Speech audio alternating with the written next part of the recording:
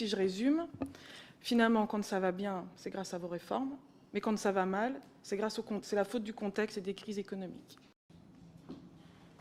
Je ne sais pas si, vous voyez, la gravité de la situation nécessite qu'on porte les uns et les autres des visions aussi caricaturales.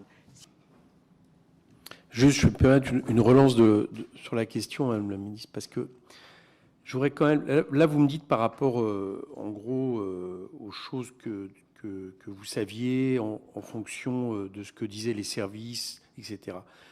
Mais il y a quand même quelque chose, moi, en tant que parlementaire, qui me surprend. Alors après, on peut peut-être ne pas avoir la même analyse de ce que doit avoir un Parlement.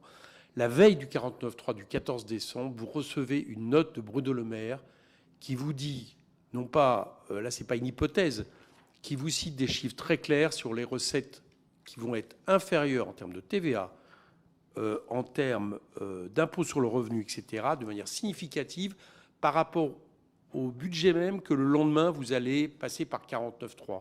Et le fait d'annoncer l'annulation de 10 milliards de crédits n'est pas une hypothèse, je viens de relire la lettre, c'est vous dire il faudra que ça soit fait.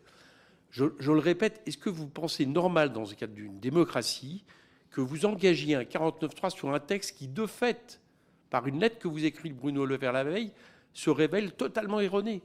Plus rien ne tient debout dans le 49.3 que vous allez proposer et nous n'en savons rien, nous, parlementaires. Est-ce que vous estimez ça normal?